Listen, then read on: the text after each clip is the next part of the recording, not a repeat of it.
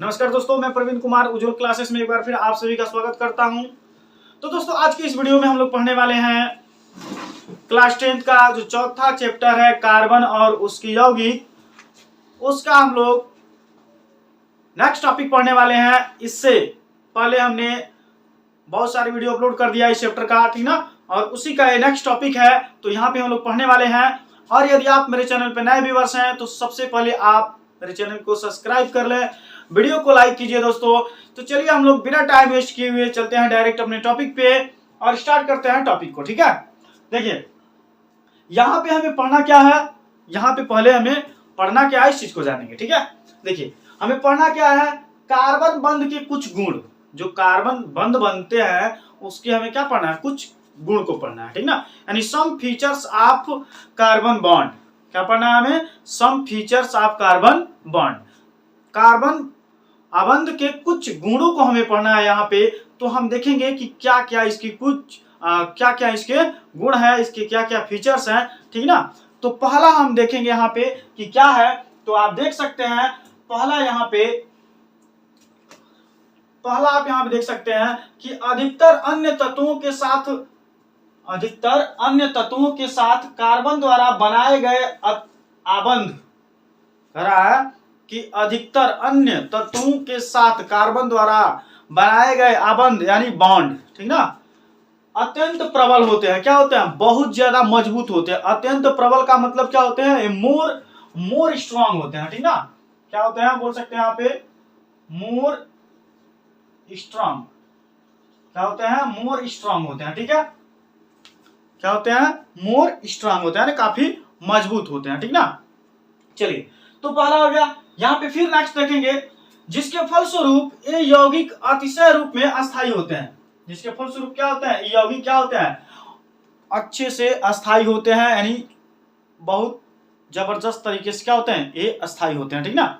चलिए नेक्स्ट बात करते हैं। यहाँ पे क्या कर रहा है, दूसरा, कार्बन द्वारा प्रबल आबंधों के निर्माण का एक कारण इसका छोटा आकार भी होता है, ठीक ना। कार्बन द्वारा जो आबंध बन रहे हैं, कार्बन द्वारा जो आबंध बन रहे हैं, कह रहा है कि कार्बन द्वारा प्रबल आबंधों के निर्माण का एक कारण इसका छोटा आकार भी होता है। जो कार्बन का जो बॉन्ड बन रहा है वह किसके कारण इतना प्रबल हो रहा है, तो बताया जा रहा है कि इसका छोटा आकार होने के कारण ये क्या होते हैं, इसके बॉन्ड काफी स्ट्रांग होते हैं, काफी प्रबल होते हैं, ठीक है। ये हो गया। तो किसके कारण हो रहा है, तो आप बताएंगे यहाँ पे, प्रबल आबंधों के कारण, ठीक है। तो प्रबल आबंध के निर्माण का एक कारण इसका क्या है, सबसे इसका छोटा आकार है, ठीक ना। छोटा आकार होने के कारण जो इसके कार्बन के बीच में जो बॉन्ड बनते हैं काफी स्ट्रांग होते हैं, ठीक है। चलिए तीसरा की बात करते हैं हम लोग यहाँ पे। इसके कारण इलेक्ट्रॉन के सहभागी युग्मों को नाभिक मजबूती से क्या करता है, पकड़े रहता है, ठीक ना।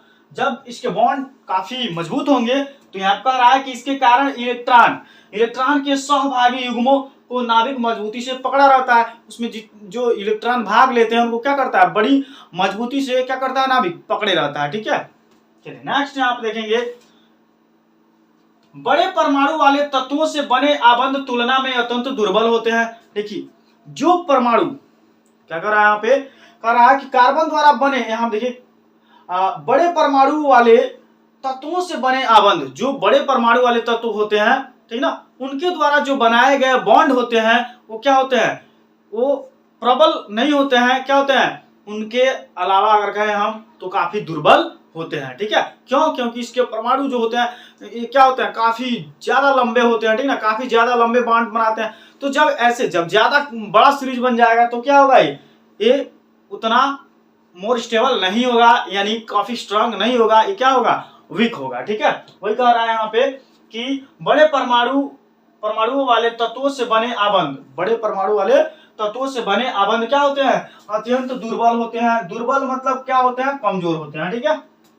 चलिए नेक्स्ट बात करते हैं। यहाँ पे क्या कह रहा है, 5 नंबर, कि कार्बन द्वारा बने यौगिक और अन्य दूसरे बड़े परमाणु द्वारा बने यौगिक में अंतर। कह रहा है कि कार्बन द्वारा बने यौगिक और अन्य दूसरे बड़े परमाणु द्वारा बने यौगिकों में क्या अंतर होता है, ठीक ना। तो बताएंगे कि जो कार्बन द्वारा जो यौगिक बनता है उसको क्या होता है उसमें काफी स्ट्रांग होता है, क्योंकि इसका आकार छोटा होता है, ठीक ना। और फिर यहाँ पे कह रहा है कि दूसरे बड़े परमाणु द्वारा बने यौगिक, तो जो दूसरे बड़े परमाणु द्वारा बने यौगिक होते हैं क्या होते हैं, वह दुर्बल होते हैं, ठीक ना, कमजोर होते हैं। तो आप देख सकते हैं यहाँ पे कि कार्बन द्वारा प्रबल आबंधों के निर्माण का एक कारण इसका छोटा आकार भी होता है, ठीक है। इसके कारण इलेक्ट्रॉन के सहभागी युग्मों की नाभिक मजबूती से पकड़े रहता है। सहभागी युग्मों को क्या करता है, नाभिक मजबूती से पकड़े रहता है, ठीक है। जब इसका आकार छोटा होगा तो इसके जो इलेक्ट्रॉन होंगे, सहभागी युग्म होंगे, उसकी वजह से जो नाभिक क्या करेगा, इसके इलेक्ट्रॉनों को काफी मजबूती से पकड़ा रहेगा, जिससे क्या होगा, ये मजबूत होगा, ठीक है। कह रहा है बड़े परमाणु, देखिए एक तो ये हो गया यहाँ पे, दूसरा इसमें आप देख रहेंगे, दूसरा कह रहा है कि बड़े परमाणु वाले तत्वों से बने आबंध तुलना में अत्यंत दुर्बल होते हैं, क्योंकि बड़े परमाणु वाले जो आबंध होते हैं काफी लंबे होते हैं, तो नाभिक से काफी दूर तक चले जाते हैं, इसलिए क्या होते हैं, उसके कंपेयर में काफी दुर्बल होते हैं, कमजोर होते हैं, ठीक है। चलिए फिर क्या कर रहा है, कार्बन द्वारा बड़ी संख्या में यौगिक निर्मित होते हैं। और क्या होता है, कार्बन द्वारा जो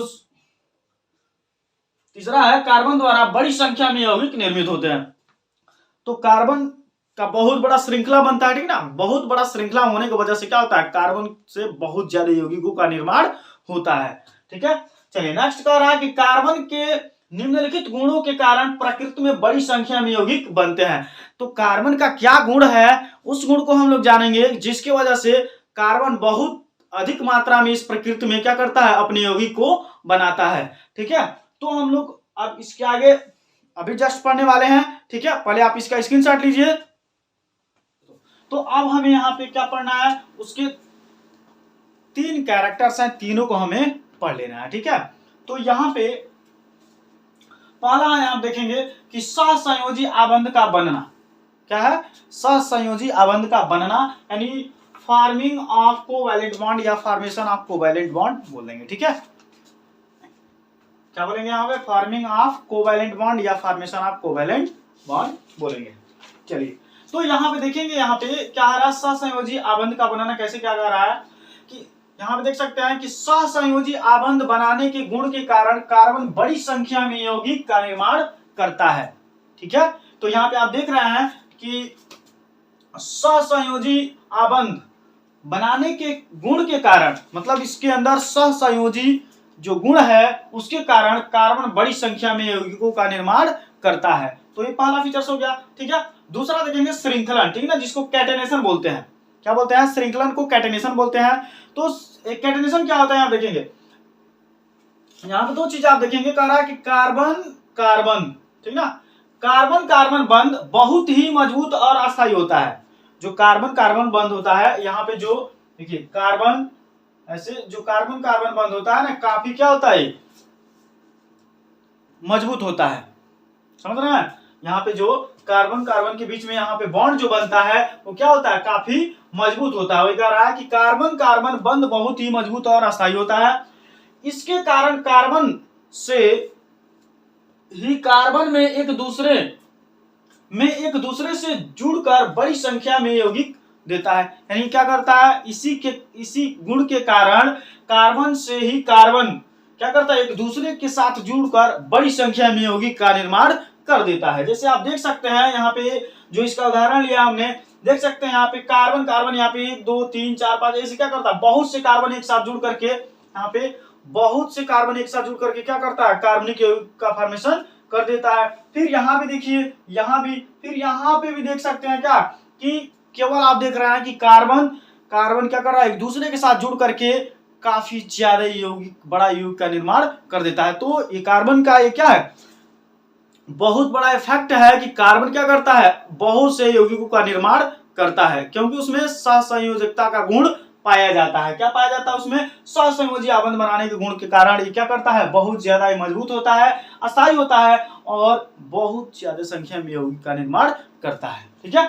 चलिए तीसरा यहाँ पे देख सकते हैं क्या है, चतुस्सहसंयोजकता क्या होता है, टेट्रावैलेंसी क्या होती है दोस्तों। टेट्रावैलेंसी क्या होती है, तो टेट्रावैलेंसी यानी कार्बन के पास 4 है। कार्बन के पास कितनी वैलेंसी है, 4। कार्बन के पास 4 वैलेंसी है, इसलिए इसको टेट्रावैलेंसी बोला जाता है। जब केमिस्ट्री में जब संख्या 4 हो तो उसको टेट्रा बोलते हैं, 1 हो तो बोलते हैं मेथ, 2 हो तो एथ, 3 हो तो प्रो, 4 हो तो टेट्रा, ठीक ना। तो यहाँ पे कार्बन की जो वैलेंसी होती है 4 होती है। आप देख सकते हैं यहाँ पे शुरू में ही बताया गया, आप ये देखिए कार्बन की जो वैलेंसी यहाँ पे 4 दिख रही है, कार्बन क्या करता है, कार्बन के 4 फ्रेंड है, चारों क्या करते हैं, जोड़ने का काम करते हैं, ठीक ना। तो इनको बोला जाता है टेट्रा वैलेंसी। कार्बन के पास कितना वैलेंसी है, 4, चारों वैलेंसी इसकी खाली रहती है और इसी से जोड़ जोड़ के क्या करता है, बहुत बड़ा कंपाउंड का फंक्शन करता है, बहुत यौगिक का निर्माण करता है, ठीक है। तो यहाँ देख सकते हैं कि यहाँ पे चतुर्थ सहसंयोजकता क्या होता है, टेट्रा वैलेंसी क्या होती है, ठीक है। चूंकि कार्बन की संयोजकता 4 होती है, आप सभी जानते हैं कि कार्बन की संयोजकता हो कितनी होती है, 4 होती है। दोस्तों इसको याद कर लीजिएगा, रट लीजिएगा, चाहे जैसे भी आपको पता होना चाहिए, क्योंकि बहुत बार क्वेश्चन पूछा जाता है कि कार्बन की वैलेंसी कितनी होती है, पेपर में भी पूछ देता है कि कार्बन की वैलेंसी कितनी होती है, कार्बन की वैलेंसी कितनी होती है। तो आप याद रखेंगे कार्बन की जो वैलेंसी होती है वो कितनी होती है, 4 होती है। कार्बन की वैलेंसी कितनी होती है, 4 होती है, ठीक है। अतः इसमें कार्बन के 4 परमाणु अथवा कुछ अन्य एक संयोजक तत्व के परमाणु के साथ आबंध की क्षमता होती है। यानी क्या करता है, कह रहा है कि अतः इसमें कार्बन के 4 परमाणु, अतः इसमें क्या होते हैं, इसमें कार्बन के जो 4 परमाणु होते हैं, कह रहा है अथवा कुछ अन्य संयोजक तत्वों के यानी जुड़ने वाले तत्वों के परमाणुओं के साथ आबंध की क्षमता होती है। मतलब जुड़ करके फिर क्या करते हैं, आप दूसरा आबंध बना देता है, उसकी भी इसके अंदर कैपेसिटी होती है, जिसके कारण बड़ी संख्या में यौगिक का निर्माण होता है, जिसके कारण क्या होता है, बहुत बड़ी संख्या में यौगिकों का निर्माण होता है, ठीक है। अब जानते हैं कि इस दुनिया में जो कुछ भी बना सब कार्बन ही है, ठीक ना, कार्बन ही है, कार्बन बहुत ज्यादा है। आप जहां भी देखेंगे सारी चीजें कार्बन से ही बनी हुई है, ठीक ना। ये तो मैं फर्स्ट वाले ही लेक्चर में बता दिया था, ठीक ना। तो इसके वजह से क्या है, ये कार्बन बहुत बड़े यौगिकों का फॉर्मेशन कर देता है, सिर्फ इसके एक जबरदस्त क्वालिटी की वजह से कि कार्बन टेट्रा वैलेंसी होता है, कार्बन के पास 4 संयोजकताएं होती हैं, ठीक है। तो आप पहले इसका स्क्रीनशॉट लीजिए, फिर मैं आपको नेक्स्ट बताता हूं।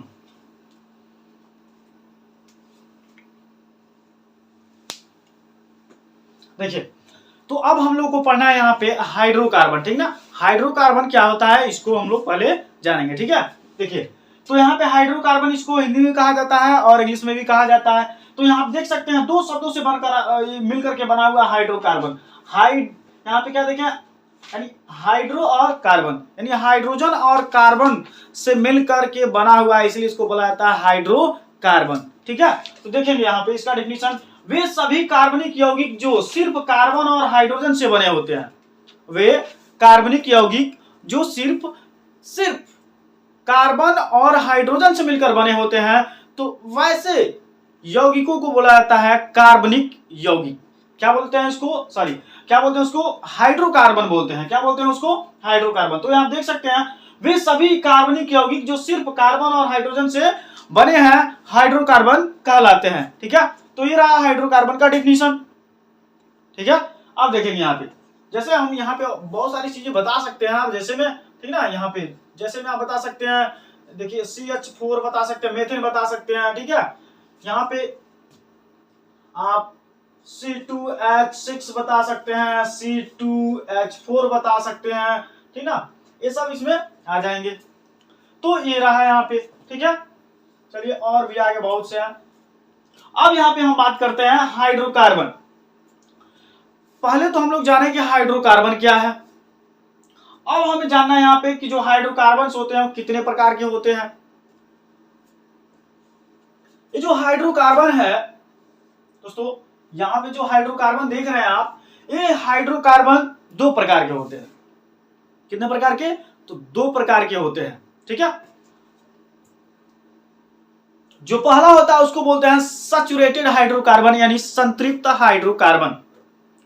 क्या बोलते हैं, संतृप्त हाइड्रोकार्बन, जिसको इंग्लिश में बोलते हैं सैचुरेटेड हाइड्रोकार्बन, ठीक है। दूसरा होता है, यहाँ पे देखेंगे, पहला तो आपका ये हो गया, दूसरा यहाँ पे होगा असंतृप्त हाइड्रोकार्बन, जिसको इंग्लिश में बोलते हैं असैचुरेटेड हाइड्रोकार्बन। क्या बोलते हैं, असैचुरेटेड हाइड्रोकार्बन। इसको क्या बोलते हैं, यानी या आप अनसेचुरेटेड, यहाँ पे इसका स्पेलिंग सही कर लेंगे, UN होता है अनसेचुरेटेड हाइड्रोकार्बन, ठीक है, इसको बोलते हैं आप असंतृप्त हाइड्रोकार्बन। तो सबसे पहले हम लोग यहाँ पे जानेंगे कि यहाँ पे जो क्या है संतृप्त हाइड्रोकार्बन क्या है, ठीक है।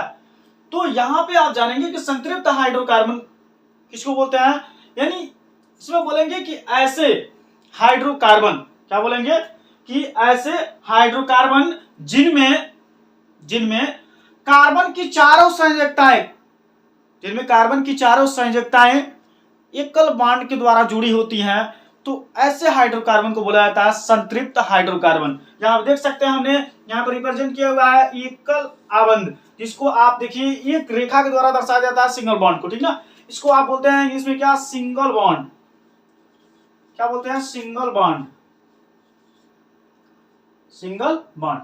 मतलब कह रहा है कि इसमें कार्बन एक है, कार्बन की जो चारों संयोजकताएं हैं ना, ये क्या एकल बॉन्ड से जुड़ी हो, क्या एकल बॉन्ड से जुड़ी हो, तो ऐसे को आप बोलते हैं संतृप्त हाइड्रोकार्बन, ठीक ना। जैसे आप यहाँ पे क्या कर सकते हैं, मेथन बना सकते हैं, यहाँ पे क्या कर सकते हैं, मेथन बना सकते हैं। देखिए इसमें ये क्या है, जो मेथन बना हुआ है, तो यहाँ पे एक कार्बन है और इसकी चारों संयोजकताएं क्या है, एकल बॉन्ड से जुड़ी हुई है, ठीक ना। तो ऐसे हाइड्रोकार्बन को बोलते हैं दोस्तों संतृप्त हाइड्रोकार्बन या सैचुरेटेड हाइड्रोकार्बन, ठीक है, समझ में आ गया। चलिए नेक्स्ट देखते हैं, इसमें देखिए एल्केन है, ठीक ना। तो एल्केन है, यहाँ पे एल्केन का खासियत यह है कि एल्केन में क्या पाया जाता है, सिंगल बॉन्ड पाया जाता है, एकल आबंध पाया जाता है, ठीक है। हम लोग इसके आगे डिटेल्स पढ़ेंगे, यहाँ पे सिर्फ इतना। चलिए दूसरा देखते हैं संतृप्त हाइड्रोकार्बन क्या है, सॉरी असंतृप्त हाइड्रोकार्बन, ठीक ना। तो असंतृप्त हाइड्रोकार्बन को बोलते हैं अनसैचुरेटेड हाइड्रोकार्बन, यानी ऐसे हाइड्रोकार्बन जिनमें दो कार्बन कम से कम या तो डबल बॉन्ड से जुड़े हुए हों या ट्रिपल बॉन्ड से जुड़े हुए हों, तो ऐसे हाइड्रोकार्बन को बोला जाता है असंतृप्त हाइड्रोकार्बन, ठीक ना। मतलब कहने का मतलब है कि जो दो कार्बन है आप देख सकते हैं, या तो ये दोनों डबल बॉन्ड से जुड़े रहेंगे, ठीक है, या यही कार्बन ट्रिपल बॉन्ड से जुड़े रहेंगे, ठीक ना। तो यही बताया जा रहा है कि इसमें ऐसे हाइड्रोकार्बन, ठीक ना, ऐसे हाइड्रोकार्बन जिनमें दो कार्बन परमाणु के मध्य कम से कम एक द्वि आबंध हो या ट्रिपल आबंध हो, तो ऐसे को आप बोलते हैं असंतृप्त हाइड्रोकार्बन, ठीक है। देखिए असंतृप्त हाइड्रोकार्बन जो होता है दो भागों में बटा होता है, एक होता है एल्कीन और दूसरा होता है एल्काइन, ठीक ना। एल्कीन की खासियत है, देखिए एल्कीन की खासियत है कि एल्कीन में डबल बॉन्ड पाया जाता है, हमने ऑलरेडी देखी है, यहाँ पे लिखा हुआ है द्वि आबंध बोलते हैं, ठीक ना, जिसको आप इंग्लिश में बोलते हैं डबल बॉन्ड बोलते हैं। द्वि आबंध को क्या बोलते हैं, डबल बॉन्ड बोलते हैं। देखिए यहाँ पे डबल बॉन्ड दिखा रहा है, ठीक ना। तो एल्कीन जो एल्कीन है इसका खासियत है कि इसमें डबल बॉन्ड पाया जाता है, ठीक है। यहां देखिए त्रिआबंध यानी आप देख रहे हैं किसमें पाया जाएगा, तो एल्काइन में, आप याद रखेंगे, यहां आप देखेंगे एल्केन में सिंगल बॉन्ड पाया जाता है, ठीक ना, और एल्कीन में डबल बॉन्ड और एल्काइन में ट्रिपल बॉन्ड पाया जाता है, ठीक है। तो ये रहा हाइड्रोकार्बन, ठीक है। हाइड्रोकार्बन के प्रकार यहाँ पे संतृप्त हाइड्रोकार्बन और असंतृप्त हाइड्रोकार्बन। संतृप्त हाइड्रोकार्बन में एल्कीन आता है जो एकल बॉन्ड को रखता है। असंतृप्त हाइड्रोकार्बन में दो आते हैं, मतलब यहाँ पे दो प्रकार के होते हैं, द्वि आबंध और ट्रिपल आबंध, ठीक है। तो ये हो गया। अब हम लोग इसके नेक्स्ट पढ़ने वाले हैं, पहले इसका आप स्क्रीनशॉट कीजिए, फिर इसके आगे हम लोग पढ़ते हैं। इसके आगे हम लोग पढ़ने वाले हैं कार्बनिक यौगिकों के सूत्र, ठीक है ना। तो पहले आप इसका स्क्रीनशॉट लीजिए।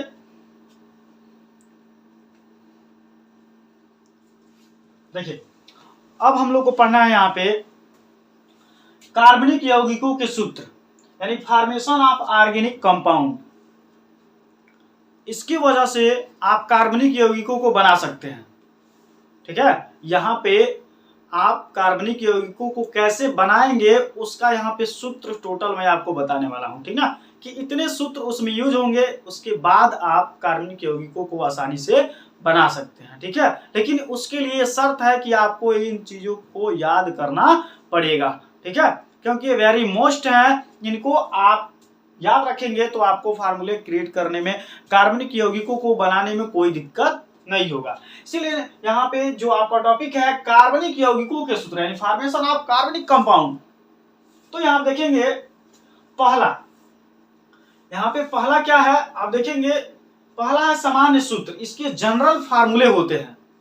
क्या होते हैं? जनरल फार्मूले होते हैं। क्या इसके जनरल फार्मूले होते हैं, इसको हम लोग जानेंगे। कह रहा है देखिए कि किसी अणु के प्रत्येक परमाणु के n संख्या के लिए प्रदर्शित करने वाले फलन को सामान्य सूत्र कहते हैं। तो आप यहां पे देख रहे हैं कि किसी अणु के प्रत्येक परमाणु के n संख्या के लिए प्रदर्शित करने वाले फलन को क्या कहते हैं? सामान्य सूत्र कहते हैं। तो पहला तो ये हो गया सामान्य सूत्र, ठीक है। तो आपको पहला ये याद होना चाहिए, पहला ये टॉपिक आपको याद होना चाहिए कि सामान्य सूत्र यानी जनरल फार्मूला में क्या होना चाहिए, ठीक है। तो आप देख रहे हैं इसमें क्या हो रहा है कि किसी अणु के प्रत्येक परमाणु के n संख्या के लिए प्रदर्शित करने वाले फलन को क्या कह रहा है? सामान्य सूत्र कह रहा है, ठीक है। तो ये रहा पहला। दूसरा यहाँ पे क्या देख रहे हैं? अणु सूत्र यानी मॉलिक्यूलर फार्मूला कह रहा है। क्या होता है? तो यहाँ आप देखेंगे अणु सूत्र किसी परमाणुओं के वास्तविक संख्या को प्रदर्शित करता है। अणु सूत्र क्या करता है? किसी अणु के क्या करता है? यह किसी परमाणु के वास्तविक संख्या को प्रदर्शित करता है। ये उसकी रियलिटी है। जो मॉलिक्यूलर यहाँ पे फार्मूला आप पढ़ रहे हैं, ठीक ना, यहाँ क्या पढ़ रहे हैं आप? मॉलिक्यूलर फार्मूला यानी अणु सूत्र। तो अणु सूत्र क्या करता है? किसी परमाणु के वास्तविक संख्या को प्रदर्शित करने का काम करता है। जैसे आप यहाँ देख सकते हैं C2H5 यानी कार्बन और हाइड्रोजन है। इसमें क्या है? कार्बन और हाइड्रोजन है, इनको क्या कर रहा है? प्रदर्शित कर रहा है, ठीक है। तो यहाँ आप देख रहे हैं ये हो गया। अब आप यहाँ देखेंगे जो तीसरा है, तो तीसरा क्या कर रहा है? संक्षिप्त सूत्र यानी कह रहा है कंडेंस्ड फार्मूला क्या होता है, यानी संक्षिप्त छोटा सूत्र क्या होता है। तो देखिए संक्षिप्त सूत्र प्रत्येक कार्बन परमाणु से जुड़े परमाणुओं के समूहों को प्रदर्शित करता है। जो संक्षिप्त सूत्र होता है वह क्या किसको प्रदर्शित करता है? तो प्रत्येक कार्बन परमाणु से जुड़े परमाणुओं के समूहों को प्रदर्शित करता है, ठीक ना। इसका ये काम हो गया। चलिए ये हो गया। तो आप यहाँ पे इसके एग्जांपल में देख सकते हैं, उदाहरण में CH3 इसको क्या बोलेंगे? मेथेन के लिए लिया गया है, ठीक है। क्योंकि आपको पता है हम ऐसे लिख सकते हैं C2H6 यहाँ पे लिख सकते हैं C2H6, ठीक है। क्या है? ये एथेन है, क्योंकि यहाँ पे कार्बन 2 है, ठीक है। चलिए अब यहाँ पे क्या कर रहा है? तो ये कह रहा है कि कार्बन परमाणु से जुड़े परमाणुओं के समूह को प्रदर्शित कर रहा है। तो यहाँ देखिए इसके समूह को प्रदर्शित क्या कर रहा है? कर रहा है, ठीक है। तो ये रहा संक्षिप्त सूत्र। चलिए नेक्स्ट की बात करते हैं। यहाँ पे संरचना सूत्र क्या होता है, यानी स्ट्रक्चरल फार्मूला क्या होता है इसका। तो कह रहा है यह किसी अणु परमाणुओं के ठीक ठीक व्यवस्था को दर्शाता है। यह किसी अणु परमाणुओं के ठीक ठीक व्यवस्था को क्या करता है? दर्शाता है। जैसे आप कह रहे हैं तो इसको देख भी लीजिए। इसके उदाहरण में एग्जाम्पल में देख सकते हैं कि उदाहरण आप देख सकते हैं कि एथेन के लिए लिया गया C2H6। तो कह रहा है कि अणु परमाणुओं को ठीक ठीक व्यवस्थित करता है। तो आप देख रहे हैं कि यहाँ पे जो कार्बन की वैलेंसी है 4 है। तो आप देख रहे हैं कि एक ये हो गया, 1 2 3 4। अब यहाँ पे जो परमाणु है वो ठीक ठीक व्यवस्थित है। आप मतलब जहां पे इसकी वैलेंसी खाली है वहां पे हमने यहाँ पे हाइड्रोजन जोड़ रखा है। तो आप देख सकते हैं दोनों कार्बन के साथ यहाँ पे हाइड्रोजन जुड़े हुए हैं, जो ठीक ठीक से क्या किया हुआ है? पूर्ण रूप से इसको व्यवस्थित किया हुआ है। तो इसको बोलेंगे संरचना सूत्र। यानी किसी फार्मूले को ओपन स्ट्रक्चर के रूप में लिख देना ही क्या कहलाएगा? संरचना सूत्र कहलाएगा, ठीक है। जैसे हम बात करते हैं, यहाँ पे देखेंगे अगर मान लीजिए हमने लिख दिया CH4 लिख दिया, ठीक है। तो CH4 को हम क्या करेंगे? यहाँ पे इसको उचित ढंग से परमाणु के साथ इसको हम क्या कर देंगे? ठीक ठीक रूप से व्यवस्थित कर देंगे। तो ये क्या कहलाएगा? ये भी संरचना सूत्र कहलाएगा। ये भी क्या कहलाएगा? संरचना सूत्र कहलाएगा मेथेन का, ठीक है। तो ये रहा कार्बनिक यौगिकों का सूत्र। एक और बचा है अभी, उसको आप बोलेंगे इलेक्ट्रॉनिक सूत्र, ठीक ना। उसको क्या बोलेंगे? इलेक्ट्रॉनिक सूत्र। तो इलेक्ट्रॉनिक सूत्र क्या होता है दोस्तों? इलेक्ट्रॉनिक सूत्र क्या होता है आप इसको नोट कर लेंगे। देखिए पहले समझेंगे इलेक्ट्रॉनिक सूत्र कह रहा है। इलेक्ट्रॉनिक सूत्र किसी अणु के परमाणुओं के बीच इलेक्ट्रॉनों की साझेदारी को प्रदर्शित करता है। अणु सूत्र क्या करता है कि देख सकते हैं यहाँ पे इलेक्ट्रॉनिक सूत्र, ठीक ना, किसी अणु के परमाणुओं के बीच इलेक्ट्रॉनों की साझेदारी को प्रदर्शित करता है। मतलब कह रहा है कि किसी अणु के बीच, ठीक ना, परमाणुओं के बीच जो उनके इलेक्ट्रॉनों के बीच में जो साझेदारी होती है उसको प्रदर्शित करता है कि उन दोनों परमाणुओं के बीच में कितने कितने इलेक्ट्रॉनों की साझेदारी हो रही है उस चीज को प्रदर्शित करने वाले को क्या बोलेंगे आप? इलेक्ट्रॉनिक सूत्र बोलेंगे। ठीक है, इसे इलेक्ट्रॉन बिंदु संरचना सूत्र भी कहते हैं। ठीक है, उदाहरण में लिख सकते हैं एथेन के लिए, ठीक ना, इलेक्ट्रॉन बिंदु संरचना, एथेन का इलेक्ट्रॉन बिंदु संरचना जैसे C2H6 होता है। ठीक है, आप इलेक्ट्रॉन बिंदु संरचना पढ़ लेंगे, हमने वीडियो उसको अपलोड कर दिया है।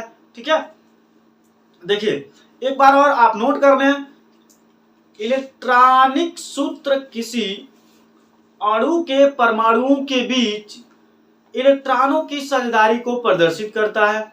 हो गया, इलेक्ट्रॉनों की साझेदारी को प्रदर्शित करता है। इसे इलेक्ट्रॉन बिंदु संरचना भी कहते हैं। इसी को क्या कहते हैं? इलेक्ट्रॉन बिंदु संरचना भी कहते हैं। ठीक है, इलेक्ट्रॉन बिंदु संरचना हमने ऑलरेडी इससे पहले वाले वीडियो में हमने बना दिया है। आप इस वीडियो के नीचे डिस्क्रिप्शन बॉक्स में जाकर के इलेक्ट्रॉन बिंदु संरचना को देख लेंगे। ठीक है, चलिए तो ये रहा। अब आप पहले इसका स्क्रीनशॉट लीजिए, फिर मैं आपको बताता हूं कि संतृप्त हाइड्रोकार्बन क्या होता है, असंतृप्त हाइड्रोकार्बन क्या होता है। आप इसका स्क्रीनशॉट लीजिए।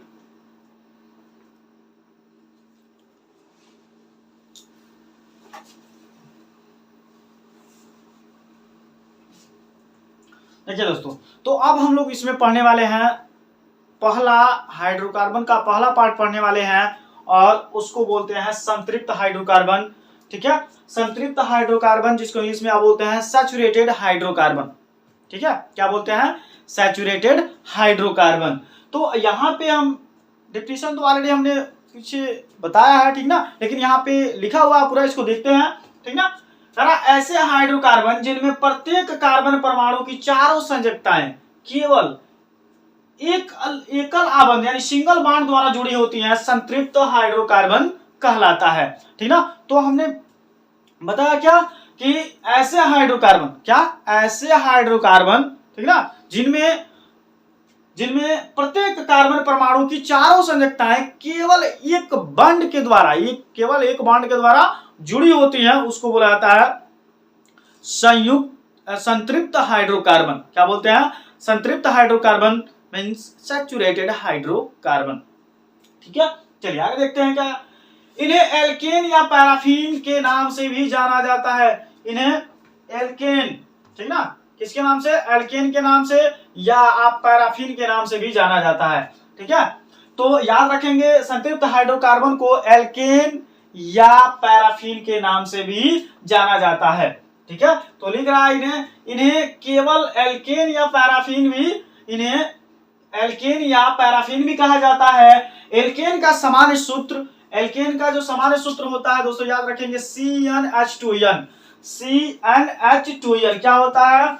CnH2n याद रखिएगा, CnH2n, क्योंकि पेपर में बहुत बार पूछता है कि एल्केन का सूत्र क्या होता है। एल्केन का सूत्र क्या होता है? तो क्या बताएंगे? CN2H-N, यानी CnH2n बताएंगे दोस्तों, याद कर लेंगे, रिपीट कीजिए, CnH2n। ठीक है, तो यहाँ पे आप देख सकते हैं कि ये तो रहा किसका फार्मूला? एल्केन का। ठीक था, तो यहाँ पे आप क्या देख रहे हैं कि एल्केन का सामान्य सूत्र CnH2n+2 है। क्या है यहाँ पे? यहाँ पे फार्मूला है CnH2n+2। ठीक है, जहां n कार्बन परमाणुओं की संख्या है। अब बात आती है ना दोस्तों कि जो यहाँ पे आप देख रहे हैं जो फार्मूला यहाँ पे है क्या? Cn, यहाँ पे आप देख रहे हैं फार्मूला जो है CnH2n+2 है। ठीक ना, यहाँ पे इसमें जो n है, सर यहाँ पे n क्या है? तो आप बताएंगे जो n है वो क्या है? परमाणु की, वहां पे कार्बन परमाणुओं की क्या है? संख्या है। तो आप बताएंगे कि n जो है वो कार्बन परमाणुओं की संख्या है। कार्बन परमाणुओं की संख्या है। ठीक ना, n = कार्बन परमाणुओं की संख्या, यानी नंबर ऑफ कार्बन एटम्स। ठीक है, नंबर ऑफ कार्बन एटम्स। तो यहाँ पे आइए उदाहरण से हम लोग देखते हैं। यहाँ पे मेथेन है, एथेन है और प्रोपेन है, इत्यादि बहुत सारे हैं। ठीक ना, तो यहाँ पे मेथेन, यहाँ पे कैसे अब कह रहा है कि कैसे इसको रिप्रेजेंट करेंगे कि ये वाकई में जो कार्बन की जो चारों संयोजकताएं हैं वो केवल एकल बॉन्ड के द्वारा ही जुड़ती हैं। ठीक है, तो मेथेन का हम लेते हैं, तो मेथेन का फार्मूला क्या होता है दोस्तों? यहाँ पे मेथेन का जो फार्मूला होता है लिखेंगे CH4। क्या होता है? CH4। यहाँ पे एथेन का क्या होता है? तो C2H6 होता है। ठीक है। यहाँ पे प्रोपेन का क्या होता है? तो यहाँ पे बताएंगे C3H8 होता है ऐसे। ठीक है। तो यहाँ पे इस तरह से आप क्या कर सकते हैं, इसको बना सकते हैं, इसका ओपन स्ट्रक्चर बना सकते हैं। क्या कर सकते हैं? इसका ओपन स्ट्रक्चर बना सकते हैं और यहाँ पे रिप्रेजेंट कर सकते हैं कि कैसे जो कार्बन के प्रत्येक जो परमाणु की चारों संख्याएं केवल एकल बॉन्ड के द्वारा जुड़ी होती हैं। तो यहाँ आप देखेंगे इसका जो बनाएंगे तो यहाँ देखिए कार्बन है, कार्बन की जो चारों संयोजकताएं हैं इस प्रकार हैं। ठीक ना। इसके चार जो दोस्त हैं चारों तरफ भुजाएं फैलाए हुए हैं। ये कितने बॉन्ड से जुड़ते हैं? तो सिंगल बॉन्ड से जुड़ते हैं। यहाँ पे देख सकते हैं कि जो कार्बन है यहाँ पे एक, यहाँ पे कार्बन एक, और यहाँ पे कार्बन एक, और यहाँ पे कार्बन एक। तो ये बन गया दोस्तों मेथेन बन गया। क्या बन गया? मेथेन बन गया। यहाँ पे देखिए, और इसमें क्या है देख रहे हैं ना कि यहाँ पे सभी जगह कार्बन जो है सिंगल बॉन्ड के द्वारा जुड़ा हुआ है। ठीक है। चलिए दूसरे स्ट्रक्चर से हम देखते हैं। यहाँ पे दो कार्बन की बात की जा रही है ना, यहाँ पे दो कार्बन की बात की जा रही है यहाँ पे। तो और ये किधर लिखते हैं? दो कार्बन की बात की जा रही है। देखिए तो यहाँ पे देखिए दो कार्बन तो हमने लिख दिया, फिर यहाँ पे कितने हैं? 6 हाइड्रोजन है। तो देखिए एक इधर इसकी वैलेंसी क्या ली? एक इधर, एक इधर, एक इधर और एक इधर। यहाँ भी आप क्या करेंगे? हाइड्रोजन जोड़ देंगे। यहाँ भी हाइड्रोजन जोड़ देंगे, यहाँ भी हाइड्रोजन, यहाँ भी हाइड्रोजन, और यहाँ भी हाइड्रोजन, और यहाँ भी हाइड्रोजन। तो यहाँ भी आप देख सकते हैं किसमें? एथेन में। किसमें देख सकते हैं दोस्तों? एथेन में। ठीक ना। एथेन में भी आप देख सकते हैं कि एथेन में क्या हो रहा है? जो कार्बन है उसकी जो संयोजकताएं हैं वो एकल बॉन्ड के द्वारा जुड़ रही हैं। यहाँ पे स्ट्रक्चर में आप देख सकते हैं। ठीक है। आपके डाउट्स यहाँ से क्लियर हो रहे हैं। आई होप कि आपको ये सारी चीजें समझ में आ रही हैं। ठीक है। चलिए, तो यदि समझ में आ रही है तो आप वीडियो को लाइक कर दीजिए दोस्तों। ठीक ना। चलिए अब यहाँ पे बात आती है प्रोपेन की, C3H8। तो कैसे बनेगा इसका? देखिए 3 कार्बन है, एक कार्बन यहाँ, एक कार्बन यहाँ, एक कार्बन यहाँ। यहाँ देखिए इसको एक एक बॉन्ड से यहाँ जोड़ दिया गया। देखिए सब में यहाँ इसकी बैलेंसी क्या है? खाली है यहाँ पे। ठीक ना। अरे हमें सब में देखना है कि कार्बन की वैलेंसी 4 होनी चाहिए दोस्तों। कार्बन की वैलेंसी 4 किसी तरह से होना चाहिए, एनी हाउ। देखिए 1 2 3 4, यहां से देखिए 1 2 3 4, 1 2 3 4, यानी सब में कार्बन की वैलेंसी कितनी है? 4 है। और सब में यहाँ पे देखिए हाइड्रोजन 8 है। तो एक हाइड्रोजन आप यहाँ जोड़ दीजिए, एक हाइड्रोजन यहाँ जोड़ दीजिए, एक हाइड्रोजन यहाँ जोड़ दीजिए, एक हाइड्रोजन यहाँ जोड़ दीजिए, एक हाइड्रोजन यहाँ, और एक हाइड्रोजन यहाँ। बचा कितना? 2। तो 2 यहाँ जोड़ दीजिए आप। ठीक ना। तो ये रहा किसका? प्रोपेन का।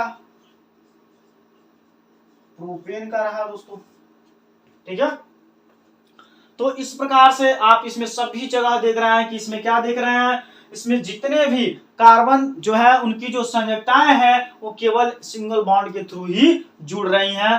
तो आप इसको बोलेंगे संतृप्त हाइड्रोकार्बन। ठीक ना। और इसमें कैसा बॉन्ड पाया जाता है? तो बताएंगे यहाँ पे कि सिंगल बॉन्ड पाया जाता है। सिंगल बॉन्ड के द्वारा यहाँ पे कार्बन की चारों संयोजकताएं आपस में क्या करती हैं? यहाँ पे जुड़ती हैं। तो यहाँ आप देख सकते हैं सिंगल बॉन्ड, सब में सिंगल बॉन्ड आपको दिख रहा होगा। ठीक है।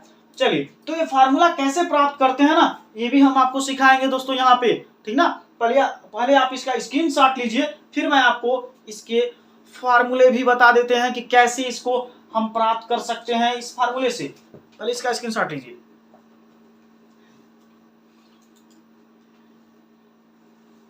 ठीक है। चलिए अब फिर इसको मिटाते हैं।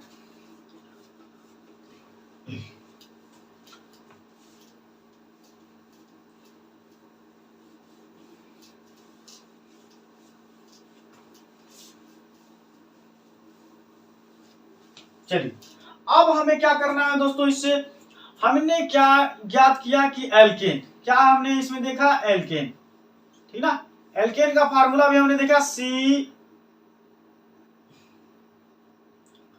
CnH2n+2। यही क्या होता है?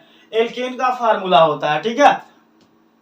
तो एल्केन के फार्मूले से अगर देखेंगे यहाँ पे तो हम बहुत सारे कंपाउंड्स को प्राप्त कर सकते हैं। एज लाइक आप देख सकते हैं यहाँ पे। ठीक ना। देखिए अगर यहाँ पे हम जो N दिया है कार्बन परमाणु की संख्या, तो अगर हम कार्बन परमाणु की संख्या 1 रखते हैं, कितना रखते हैं 1, तो चलिए यहाँ पे n बराबर 1 रखते हैं। 1 रखने पर सिर्फ दोस्तों हम लोग क्या चेंज, यहाँ पे क्या हम लोग मान चेंज करेंगे, कार्बन परमाणुओं की संख्या की मान चेंज करेंगे। पहले तो हम देखें दोस्तों यहाँ पे कि आखिर 1 रख रहे हैं तो कौन सा कंपाउंड प्राप्त हो रहा है, सही में कुछ मिल रहा है या कि खाली बकवास कर दिया है, ठीक ना। तो चलिए इसका हम लोग सर्च कर लेते हैं, ठीक ना। तो आइए, जब यहाँ पे देख रहे हैं कि यहाँ पे 1 दिया है, तो पहले चलिए मान पुटअप कीजिए। C है, n के स्थान पे 1 है तो 1 यहाँ पे लिख लेते हैं, ठीक है। H है तो H लिखेंगे, हो गया। उसके बाद क्या करेंगे हम, यहाँ पे 2 है तो 2 लिख लेंगे। n का मान कितना है, 1 है तो 1 से मल्टीप्लाई कर लेंगे, 2 को जोड़ लेंगे, ठीक ना।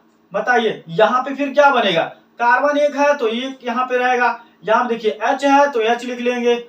यहाँ पे देखिए 2 गुणे 1 मतलब कितना हो जाएगा 2, और फिर यहाँ पे क्या है, यहाँ पे देखिए +2 है तो कितना हो जाएगा CH4।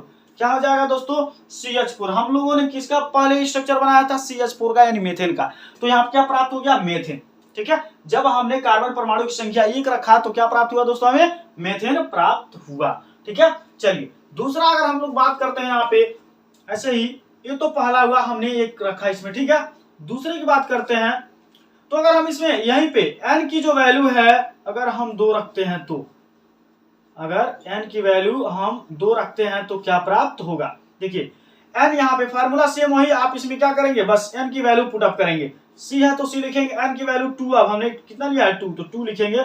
h है तो h लिखेंगे, 2 है तो 2 लिखेंगे। n की वैल्यू 2 दिया है, +2 कर लीजिए। चलिए दोस्तों बताइए क्या होगा, आप देखिए C2 होगा, ठीक है। उसके बाद क्या होगा, H2 हो जाएगा। अब यहाँ पे देखिए गुणा इसमें हो रहा है ना, तो कितना हो जाएगा, ये H4 हो जाएगा, H4 और 2 जुड़ रहा है तो यहाँ कितना हो जाएगा C2H6। यहाँ पे C2H6, यही ना, तो यही तो था, यही हमने दूसरा जो स्ट्रक्चर बनाया था यही था, किसका, एथेन का। किसका, एथेन का। ऊपर हमने बनाया मेथेन, दूसरा बनाया हमने एथेन, ठीक है। चलिए अब हम लोग क्या करते हैं, यहाँ पे सेम कंडीशन अप्लाई करते हैं। यहाँ पे n की संख्या हम लोग 3 रखते हैं। अगर यहाँ पे हम लोग n की संख्या 3 रखें तो क्या प्राप्त होगा। अब तो आपको अच्छे से समझ में आ गया होगा, आप भी नेक्स्ट कंपाउंड बना सकते हैं। चलिए हमारे साथ बनाइए आप भी। देखिए फार्मूला हम फिर एक बार लिखते हैं, CnH2n+2। बार बार लिखेंगे फार्मूला, आपको अपने आप याद हो जाएगा। इसमें मान को पुटअप कीजिए, n बराबर 3 रखिए, C है n का मान 3 रखिए, H है फिर 2 है तो 2 रख लीजिए, n का मान 3 है 3 रख लीजिए, 2 है तो 2 जैसे है वैसे ही रिप्रेजेंट कर दीजिए, दर्शा दीजिए, ठीक है। चलिए आगे क्या करते हैं कीजिए, देखते हैं। पहले आप बनाते हैं, हम बनाते हैं फार्मूला यहाँ पे, ठीक ना। तो चलिए C3 हो गया तो C3 हम लोग ऐसे ही लिख लेंगे दोस्तों। H लिख लेते हैं, 2 गुणे 3 यानी 6 हो जाएगा, +2 कर लेंगे तो क्या प्राप्त हो जाएगा, C3H8 प्राप्त हो जाएगा। अभी हमने जो तीसरा स्ट्रक्चर बनाया था दोस्तों, किसका, तो वो था प्रोपेन का। किसका था, प्रोपेन। तो प्रोपेन का स्ट्रक्चर भी क्या हो गया, यहाँ पे बनकर तैयार हो गया। इस प्रकार आप जितने भी नंबर आप कार्बन यानी नंबर आप कार्बन एटम्स रखेंगे, आपको उतने ही नेक्स्ट कंपाउंड प्राप्त होते जाएंगे। चलिए n की वैल्यू हम लोग 4 रखते हैं। अब यहाँ पे n की वैल्यू 4 रखते हैं। आज हमें पूरी किसी तरह से इसको हमें सीख लेना है, निकालना। अब आप हमारे साथ निकालिए, बिल्कुल कॉपी को खोल लीजिए। चलिए ट्राई कीजिए दोस्तों, कोशिश कीजिए, कोशिश करेंगे तो जरूर सीखेंगे आप। चलिए अब हम यहाँ क्या करेंगे, इस फार्मूले में फिर 4 रखेंगे। n की वैल्यू क्या रखेंगे, 4। देखिए कार्बन है ना दोस्तों, यहाँ पे कार्बन है, C तो C रख दिया हमने, ठीक है। n है तो n की जगह पे हमें 4 रखना है, 4 रख दिया। H है तो H रख दिया, 2 है तो 2 रख दिया। n की वैल्यू हमने 4 रखा है, यहाँ पे 4 रख देंगे इसकी जगह पे, +2 है तो +2 रख देंगे, ठीक है। फिर देखेंगे यहाँ पे CH4 हो गया। आप देखेंगे 2 दूना यानी 2 गुणे 4 है तो 8 हो जाएगा ना, 8 रख देंगे, +2। यहाँ पे C4H10 प्राप्त हो गया। यहाँ पे आपको क्या प्राप्त हो गया, C4H10 प्राप्त हो गया, ठीक है दोस्तों। तो यहाँ तक ये आप ऐसे ही आप चाहें तो नेक्स्ट भी बना सकते हैं, आप ऐसे ही चाहें तो नंबर यहाँ पे 5 भी रख सकते हैं, और 5 रख करके क्या कर सकते हैं, और भी कंपाउंड्स, बहुत सारे कंपाउंड्स आप बना सकते हैं। चलिए मैं एक और बता रहा हूं, ठीक है। वहां पे देखिए n बराबर जब आप 5 रखेंगे इस फार्मूले में तो क्या होगा, c है तो c जस्ट आप c रखेंगे। यहाँ पे n की वैल्यू आप 5 माने हैं, 5 रख दीजिए, 5 रख दीजिए, हो गया। चलिए h है तो आप h रख दीजिए यहाँ पे। अब देखिए यहाँ पे 2 है ना, तो हम 2 रखेंगे दोस्तों, 2 रखेंगे। यहाँ पे हमें सिर्फ n की वैल्यू चेंज करनी है। n है तो n की जगह पे हमने लिया है 5, तो 2 इंटू 5 कर देंगे, प्लस 2 है तो 2 कर देंगे।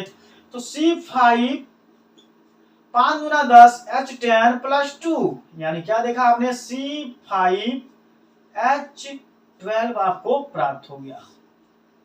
इस प्रकार से ये भी एक कंपाउंड बन गया, ठीक है। चलिए ऐसे ही आप क्या करेंगे दोस्तों, एज लाइक सेम ऐसे ही n बराबर 6 रख के हल करेंगे, n बराबर 7 रख के हल करेंगे, n बराबर 8 रख के हल करेंगे, n बराबर 9 रख के हल करेंगे, ठीक है। और कमेंट बॉक्स में जरूर बताएंगे कि कौन सा कंपाउंड बना है, ठीक है। तो पहले आप इसका स्क्रीनशॉट लीजिए, फिर मैं बताता हूं एल्केन। क्या हम लोग क्या पढ़ रहे हैं इसमें दोस्तों, तो यहाँ पे हमें क्या पढ़ना है, हम इसमें पढ़ रहे हैं क्या, एल्केन, ठीक ना, क्या पढ़ रहे हैं, एल्केन, ठीक है। तो एल्केन को भी हम परिभाषित कर दे रहे हैं, पहले आप इसका स्क्रीनशॉट लीजिए। चलिए ठीक है, अब यहां पे हमें पढ़ना है एल्केन।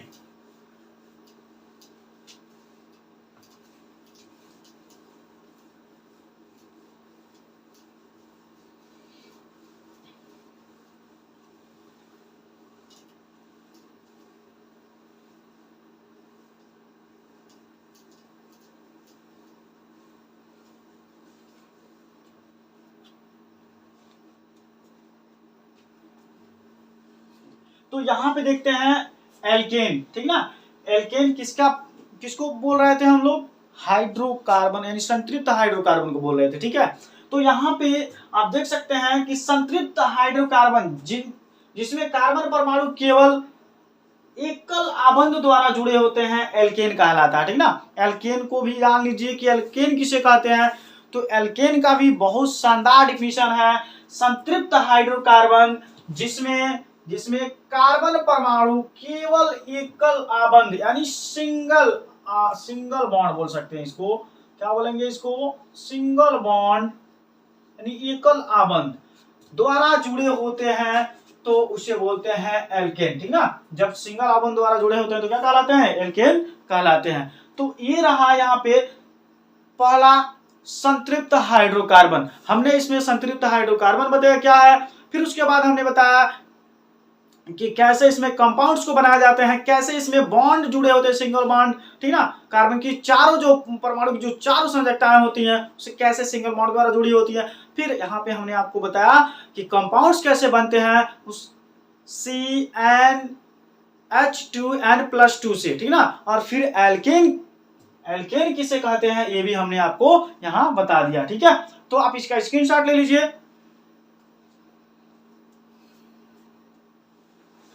तो बस आज की वीडियो में बस इतना ही दोस्तों, और यदि आपको वीडियो पसंद आया हो तो आप वीडियो को जरूर लाइक कीजिए, शेयर कीजिए, और कमेंट बॉक्स में भी जरूर बताइए कि आपको वीडियो कैसा लगा। और यदि आप मेरे चैनल पे नए व्यूअर्स हैं तो सबसे पहले आप मेरे चैनल को सब्सक्राइब कर लीजिए और बेल आइकन को दबाना बिल्कुल मत भूलिए, जिससे कि मेरा जो भी नेक्स्ट वीडियो आए उसका नोटिफिकेशन सबसे पहले आपको प्राप्त होगा।